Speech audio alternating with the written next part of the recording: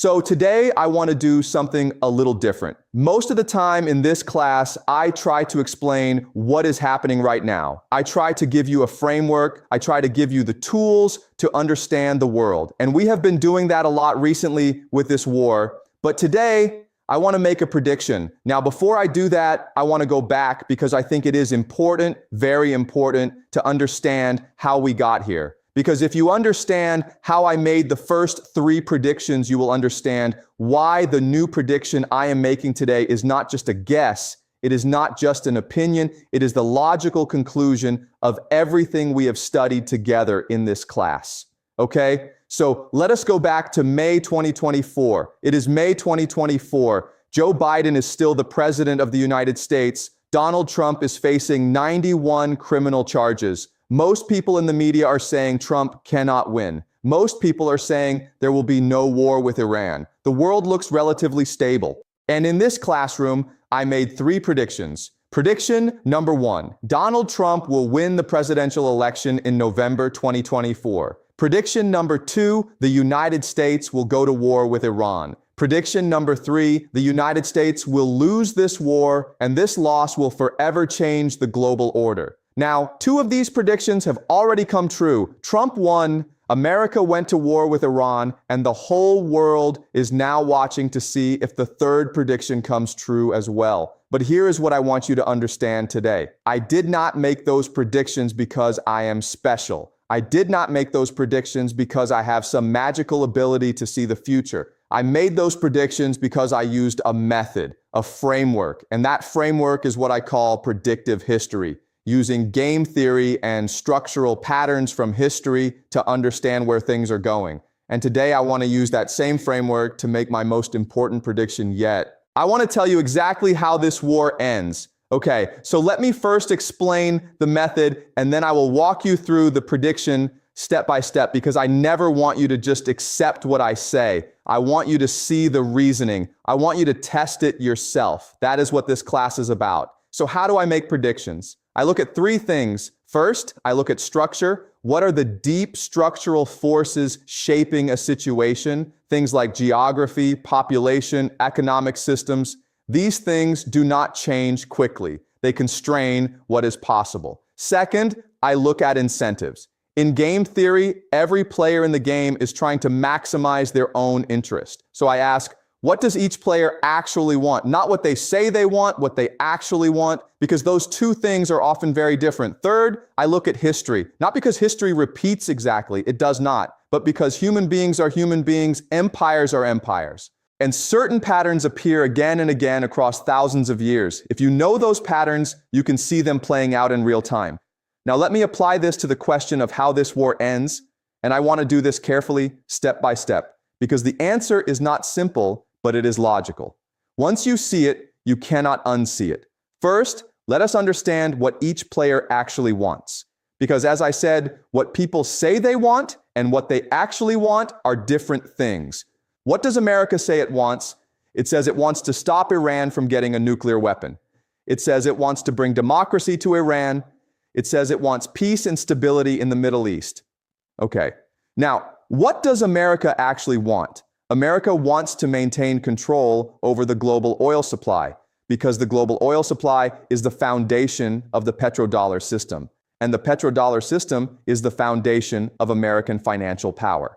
Remember what we have discussed before. Since 1973, all oil in the world has been traded in US dollars. This creates permanent global demand for the dollar. It is what allows America to print money and run huge deficits without its economy collapsing. Without the petrodollar, America cannot afford its military. Without its military, it cannot maintain its empire. So the real goal of this war is simple. Control the Middle East, control the oil, keep the petrodollar alive. Now, what does Iran want? Iran wants to survive. That is the most basic thing. Iran has been under American sanctions for decades. America has been trying to regime change Iran since 1979. Iran has watched what happened to Iraq when America invaded. It watched Libya get destroyed. It watched Syria get destabilized. Iran knows that if it does not fight back, it will be destroyed. So Iran's first and most fundamental goal is survival. But Iran also wants something more. Iran wants to be recognized as a legitimate regional power. It wants to end the sanctions permanently. It wants to control the Strait of Hormuz, not just now during the war, but permanently as a tool of economic leverage. And it wants its allies, Yemen, Hezbollah, Iraq, to be protected as part of any settlement. Now, what does Israel want? Israel wants to replace America as the dominant power in the Middle East. I have explained this before, and I will be brief today. Israel is auditioning to be the new empire. It is showing the global elite, the finance class, the asset managers, the people who actually run the global system, that it is willing to fight, that it has the unity, the determination, the strategic intelligence to be the muscle of the global system when America is no longer able to do the job. And what do the Gulf states want? Saudi Arabia, UAE, Qatar, Kuwait, they want to survive too, but they are weak. They cannot fight on their own. And right now, they are trapped between two powers that are much stronger than them. Their strategy is to stay as close to whoever wins as possible, and they will flip very quickly to the winning side when they see which way things are going. Okay, now I have the players and their real interests. Let us look at the structural realities, because interests alone do not determine outcomes. Structure does. So here are the key structural facts of this war, and I want to go through these carefully because they are the foundation of my prediction. Structural fact number 1, America is winning the air war but cannot win the ground war. Let me explain this. In an air war, America is dominant. America has the most advanced fighter jets, the most advanced bombers, the most advanced targeting systems. And in the opening phase of this war, America did serious damage to Iran. It struck nuclear facilities. It targeted leadership. It tried to destroy missile and drone factories. But here is the problem. You cannot win a war from the air alone. This is not just my opinion. This is one of the most well-established facts in all of military history. No country in modern history has ever been regime changed purely from the air. You can bomb a country endlessly, and it will not surrender if the population is determined and the leadership is resilient. The Americans bombed North Vietnam for years. Vietnam did not surrender. The British bombed Germany for years in World War II. Germany did not surrender from the air. It surrendered when Soviet and American ground troops were physically inside its territory. So if America wants to achieve its goal of regime change in Iran, it eventually has to send ground troops. There is no other option. But a ground invasion of Iran is, as I have said many times, potentially catastrophic. Iran is 4 times the size of Iraq. It has a population of 90 million people. It is mountainous. And Iran has been preparing for a ground invasion for 25 years. Not 25 days, not 25 months, 25 years. Underground bases in mountain ranges, decentralized drone factories, weapon systems specifically designed to destroy helicopters, armored vehicles, and infantry. This is not something America can simply bomb its way through. Structural fact number 2, the cost exchange is unsustainable for America. We have discussed this before, but let me make it very simple. Iran fires a drone that costs $50,000. America fires a missile to shoot it down that costs $3 to $10 million. For every Iranian drone, America spends 60 to 200 times more money trying to stop it. Iran fires these drones in swarms, hundreds at a time. America is running through its interceptor stockpiles at a terrifying rate. In fact, we already know that America is racing to accomplish its military objectives before it runs out of interceptors. Let me say that again. The most powerful military in human history is in a race against the clock before it runs out of weapons. That is where we are. And America's military-industrial complex, which is the most corrupt institution in the world, as I have argued many times, cannot quickly replace these stockpiles. The F-35 took 26 years to develop. Interceptor missiles take years to produce. Iran's drone factories, on the other hand, are dispersed across the country, hidden in basements and warehouses, and can be rebuilt quickly even after strikes. This is an asymmetry that only gets worse for America over time. Structural fact number 3. The economic pressure is real and growing every day. The Strait of Hormuz carries 20% of the world's oil supply. Iran is effectively controlling it right now. This is not just a military issue. This is an economic weapon pointed directly at the global economy. And now Yemen has entered the war and is threatening the Red Sea, which carries another 12 to 15% of global trade. Think about what happens when both of these choke points are disrupted at the same time. Oil goes to $150, $200 a barrel. Fertilizer becomes scarce. Food prices rise globally, and a global recession begins. This creates political pressure inside America that no president can resist because ordinary Americans are already asking, why are we fighting this war? Why are gas prices going up? Why is my grocery bill going up? And the answer is this war. Structural fact number 4, American political will is fragile and declining. Only about 40% of Americans support this war right now. That number will go down, not up, as casualties increase and economic pain grows. America is not a nation that accepts casualties. We saw this in Vietnam. We saw this in Iraq. We saw this in Afghanistan. Every time America gets into a long, expensive, painful war with no clear victory in sight, the political will collapses. And with it, the ability to fund and sustain the war collapses too. Iran knows this. Iran has studied American psychology very carefully. For 20 years, Iran has been analyzing American political behavior. It knows that the American public has a pain threshold, and Iran's entire strategy is built around pushing America past that threshold. Okay, so now I have the structure, I have the players and their interests, and I have the key constraints. Now let me give you the prediction. I believe this war ends in one of two ways, and which way it ends depends on one critical question. Does America send ground troops into Iran or not? Let me explain both scenarios. Scenario 1, America does not send ground troops. It keeps this an air war. In this scenario, America continues bombing Iran from the air. Iran continues firing drones and missiles. The war goes on for months, possibly years. America depletes its interceptor stockpiles. The cost keeps rising. The political pressure at home keeps building. Oil prices stay elevated. The global economy suffers. And eventually, and this is the key word, eventually America looks for an exit, a face-saving way out. Trump goes on television and says something like, "We have achieved our objectives. We have significantly degraded Iran's military capabilities. We are declaring victory and bringing our forces home." But here is what actually happens. America withdraws from the Middle East.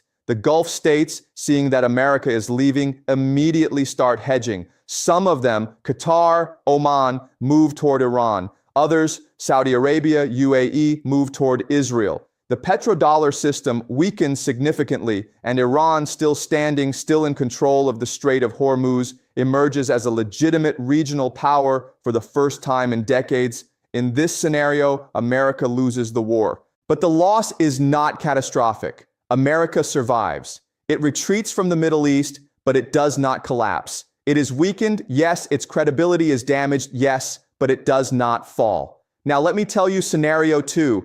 America sends ground troops into Iran. In this scenario, America decides that air power alone cannot achieve regime change. The pressure from the GCC countries, Saudi Arabia, UAE, becomes unbearable because they are being pounded by Iranian drones and missiles, and they are screaming at America to finish this once and for all. The pressure from Israel is enormous, and Trump, who does not have a clear strategy and who is increasingly desperate, decides to roll the dice and send in the Marines. This is where things get very dangerous because Iran has been waiting for exactly this moment. For 25 years, Iran has been planning for a ground invasion. It has underground military bases in mountain ranges that America has not located. It has weapon systems specifically designed for close-range combat that it has not yet used. And it has something even more powerful, a population of 90 million people who believe this is a war for their survival.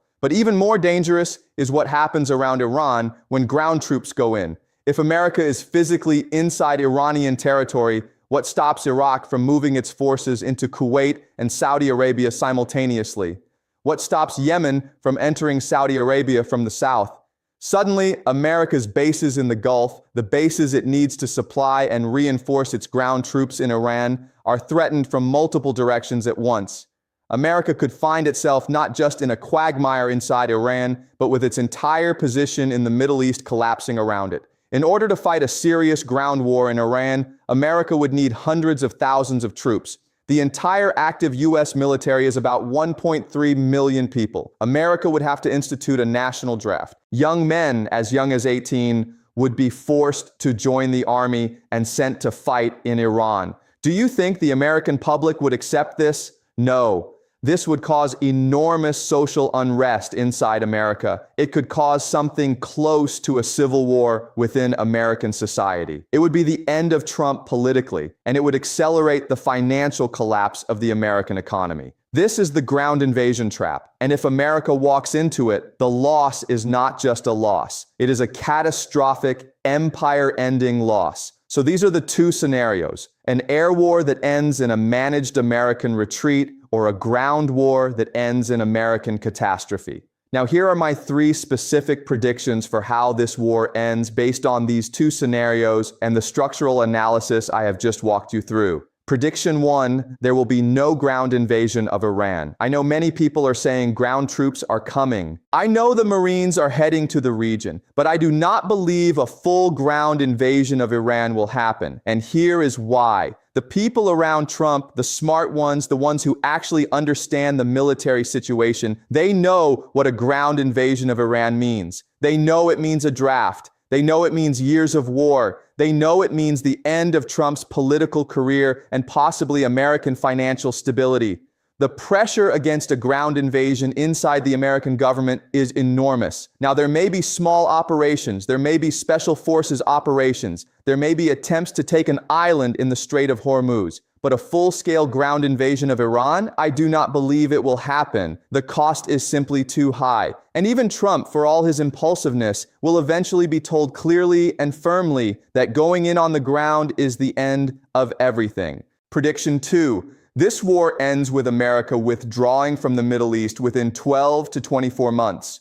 Here is how it happens. The economic pressure builds. Oil prices stay high. The American stock market suffers. The political opposition to the war inside America grows. Trump's approval ratings drop. And at some point, China, Russia, and India, the 3 great powers that are not directly in this war, will make it very clear to Trump that the world cannot sustain this disruption. They will tell him privately, firmly, that it is time to stop. And Trump, who cares deeply about the economy and about his legacy, will find a way to declare victory and leave. This is not unlike what happened in Vietnam.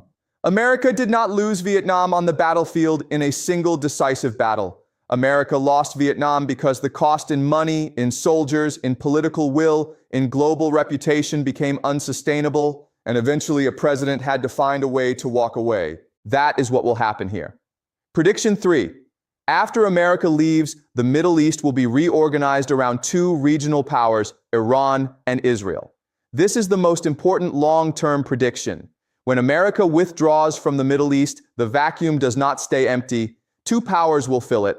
Iran on one side, controlling the Strait of Hormuz and the eastern part of the Middle East, with Russia and China as its economic partners. Israel on the other side, with its technological superiority, its intelligence capabilities, its deep connections to global finance, controlling the western part of the Middle East and the India-Middle East-Europe trade corridor. And here is the part that will surprise most people. Iran and Israel, despite being ideological enemies today, will eventually find a way to coexist. Not as friends, never as friends, but as 2 strong regional powers that understand each other's strength and choose to focus on the weak rather than fight each other endlessly. The GCC countries, Saudi Arabia, UAE, Qatar, Kuwait, will be split between them. Some will align with Iran, some with Israel, and the Middle East will settle into a new multipolar order. This is what I meant when I said in 2024 that this war will forever change the global order. Because when America leaves the Middle East, it does not just lose a region, it loses the petrodollar. And when it loses the petrodollar, it loses the financial foundation of its entire empire. Now let me address the 3 big questions that everyone is asking. Question 1, will nuclear weapons be used? I am 100% confident that nuclear weapons will not be used in this war. I want to be very clear about this. Nukes are the ultimate taboo in international politics. America used them at the end of World War II on Hiroshima and Nagasaki, And since then, no country has used nuclear weapons in warfare, not once in nearly 80 years. This taboo is one of the most powerful norms in human civilization because everyone understands what breaking it means. It means the end of all the rules. It means every country that does not have nuclear weapons will immediately try to get them. It means we are one step away from a nuclear apocalypse. Israel will not use nuclear weapons. America will not use nuclear weapons. And if I am wrong, well, we will all be dead and it will not matter. But I am not wrong. No nuclear weapons. Question 2. Will Trump negotiate a deal with Iran directly? No. And here is why. Iran will not negotiate with America directly right now. Not because Iran is being stubborn, but because Iran has a very logical reason not to. Every time Iran has negotiated with America in the past, America has broken the agreement. The nuclear deal, the JCPOA, America signed it and then Trump tore it up. America has shown again and again that it cannot be trusted to honor agreements with Iran. So from Iran's perspective, what is the point of negotiating? You negotiate, you reach a deal, America breaks it in 6 months, and then you are worse off than before because you have given something away. Iran's position is very clear. The facts on the ground have to change first. America has to actually leave. American bases have to actually close. Only then will there be a real durable settlement, because then Iran does not need a piece of paper from America. The reality itself protects Iran. Question 3. How long will this take? This is the hardest question. Empires move slowly. America has enormous resources. It can drag this on for years if it chooses to. But the economic pressure is real, and it is building every day. My best estimate is that within 12 to 24 months, America will be looking seriously for an exit. And within 2 to 3 years, the broad outlines of the new Middle Eastern order will be clear. But here is the honest truth. I cannot give you an exact date. Nobody can. What I can tell you is the direction. And the direction is this. America is leaving the Middle East. Iran is rising. The petrodollar is dying. And the world is becoming multipolar faster than anyone in Washington is willing to admit. Okay, let me bring this all together with one final thought. In 2024, I made 3 predictions when nobody believed them. Everyone thought Trump would lose. Everyone thought there would be no war. Everyone thought America was invincible. I did not make those predictions because I was brave. I made them because the structure of the situation made them logical. Trump winning was the logical outcome of American political dysfunction. The war with Iran was the logical outcome of America's desperate attempt to maintain its petrodollar empire. And America losing is the logical outcome of fighting a war it cannot sustain against an enemy it consistently underestimates in a region it can no longer afford to control. The Athens that launched the Sicilian expedition in 415 BC was the most powerful city-state in Greece. It sent its best ships, its best generals, its best soldiers to conquer Sicily. And the expedition was a complete disaster. Athens never recovered. Its empire declined, and eventually Athens fell. Not because it was attacked from outside, but because it overextended itself. Because hubris, arrogance, led it into a trap it could not escape. America is in that trap right now. The question is not whether America will lose this war. Based on my analysis, that is already happening. The question is how quickly America recognizes this, how quickly it finds an exit, and how much damage it does to itself and to the world before it accepts the reality. And the prediction I am making today is this. America will find its exit. It will be painful. It will be humiliating. But America will survive. It will retreat, not collapse. And the world that